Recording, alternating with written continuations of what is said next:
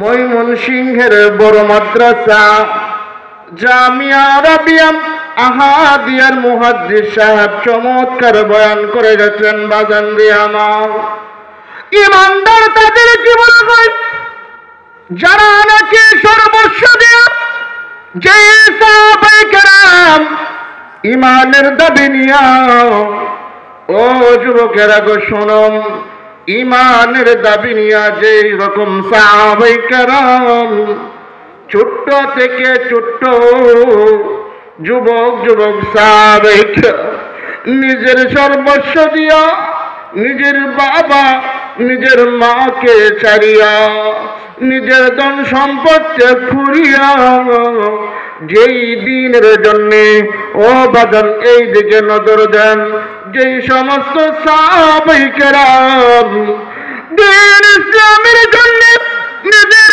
জীবনটা উৎসর্গ করে দিয়েছেন, দ্বীনের জন্য কালিমার জন্য যে সমস্ত সাহাবায়ে কেরাম গাছে ঝুলছে, যে সমস্ত সাহাবায়ে কেরাম আগুনে ঝাঁপ দিচ্ছেন, যে সমস্ত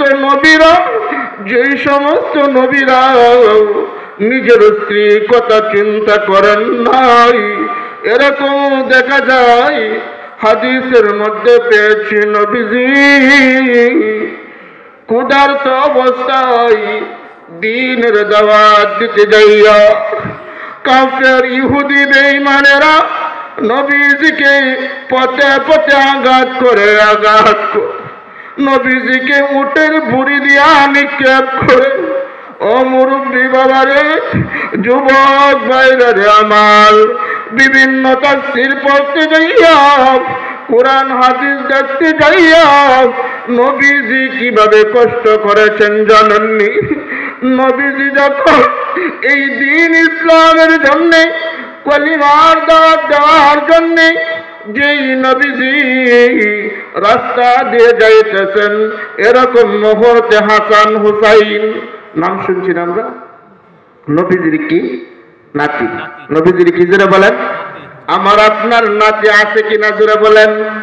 মুরব্বীদের কথা অনেক সময় শুনি, কয় কি জানেননি সন্তান হলো কি জানি, তবে নাতিরা হইল কলিজার টুকরা, ঠিক না বেঠিক জোরে বলেন। ও বাজার, আমার আব্বারও 8টা 9টা সন্তান, দেখা যায় আমার একটা সন্তান আছে, ফুটফুটা সুন্দর একটা সন্তান। এই সন্তানটা দাদার জন্য পাগল হয়ে যায়, দাদা দাদা বইলা তখন অস্থির হয়ে যায়, রে তাড়াতাড়ি যাও, দাদার জন্য পাগল হয়ে গেছে। দাদা আমাকে ফোন দে বলে, বাবা রে তুমি আসো বা না আসো, তোমার সন্তানটা আমার কোলে নিয়ে আসো। আসা না নাই জোরে বলেন। বলছিলাম যে কথা, নবীজির আদরের নাতি হাসান হুসেন যখন নবীজি দ্বীনের দাওয়াত দিতে যাইতেছেন, ও এলাকার মানুষেরা গো, এখনো কারা আছেন বাড়িতে আসেন, দামি কথাগুলা শুই না যান। হতে পারে কালকে যদি আপনি মারা যান, হতে পারে কিনা জোরে বলে। তাহলে আমি বলি, ছোট্ট একটা মুফতি সাহেব হিসাবে বললা যাই, আপনি যদি আগামীকাল মারা যান, আল্লাহ নিঃসন্দেহে আপনাকে জান্নাতে দেবে। জোরে বলেন সুবহানাল্লাহ। নবীজির আদরের নাতি ডাক দিয়ে বলে, নারাজি পেটের ক্ষুধার কারণে হাঁটতে পারি না। ওগো এলাকার মানুষেরা, যারা গরিব আছেন আপনারা চিন্তা করিলেন না, যারা অসহায় আছেন চিন্তার কোনো কারণ নাই, যারা এতিম আছেন চিন্তার কোনো কারণ নাই, যারা বিধবা আছে তাদের কোনো চিন্তা নাই। আমার আপনার নবী এত মায়া নবী, অসহায় নবী যখন রাস্তা দিয়ে যাইতেছেন, ইহুদি বেঈমানেরা নবীজিকে আঘাত করে পাল্টা উত্তর দেয় না। নবীজির চরিত্র দেখে হাজার হাজার ইহুদি মুসলমান হয়ে গেছে। আমার আপনার চরিত্রটা এমন খারাপ, হিংসা অহংকারে ভরা। বলতেছিলাম যে কথা, নবী গো, ও আমার আদরের নানা, আপনার কাছে একটা বিচার দিই। কি দেই জুড়ে বলেন? আমার সাথে সাথে নারায়ে তাকবীর দেই। হ্যাঁ, এলাকার মানুষেরা যাতে বুঝে না মানুষ আছে। কি বলেন? নারায়ে তাকবীর। আরো জোরে বলেন, নারায়ে তাকবীর। দিন ইসলাম, দিন ইসলাম।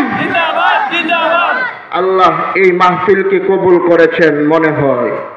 জোরে বলেন আল্লাহু আকবার। নবীদের নাতি কয় কি, না না, আপনার কাছে একটা বিচার দিই। কি বিচার? আমার মা সারাদিন খালি পানি জাল দেয়। কি দেয় জোরে বলেন? পানি জাল দেয়, ভাত তো আর হয় না। ও নানা, আপনি শুনেন, নানাজি গো, আপনি বড় আমাদেরকে মহব্বত করেন, আপনি বড় আমাদেরকে বড় মহব্বত করেন। ওগো নানাজি, আপনার মেয়ে সারাদিন শুধু পানি জাল দেয়, শুধু পানি জাল দেয়, ভাত তো আর হয় না। খাবার খাইতে যাইলে আমাদেরকে বুঝ দেয় তো হয়ে গেছে, একটু পরে পরে ডাক দেয় হয়ে গেছে। কিন্তু নানাজি আজকে 2 দিন 3 দিন হয়ে যায়, পেটের মধ্যে খাবার পড়ে না। নবীজি ডাক দিয়ে বলে, হে হাসান। নবীজি তো ডিলা ডালা জুব্বা পরতো বাজার, শাম দেশের জুব্বা। নবীজি বলে, হে নাতিরা রে, আমার জুব্বাটা তুলো। নবীজির বিশেষ হাদিস উল্টা দেখলাম, নবীজি যখন জুব্বা উল্টাইলেন, উল্টা যখন দেখাইলেন, 3টা পাথর বাঁধা। কয়টা পাথর বাঁধা জুড়ে বলে? 3টা পাথর বাঁধা কিসের জন্যে? পেটে এত কুদা বাঁধান দেয়া। নবীজি ডাক দিয়ে বলে, না এই যে 3টা পাথর দেখতেছো কেন? আজকে 6-7 দিন হয়ে যায়, তৃপ্তি সহকারে পেট বইরে খাবার খেতে পারি না, পানি খাই কিছু খাই। হাসান ডাক দিয়ে বলে, নবী আমার, নানাজি আপনার পেটের মধ্যে আমার কান্দা লাগায় দেখি। নবীজির পেট এত গরম হয়েছে, না খাইতে না খাইতে পেটের ভিতরে মনে হয় জানি আগুন লেগে গেছে।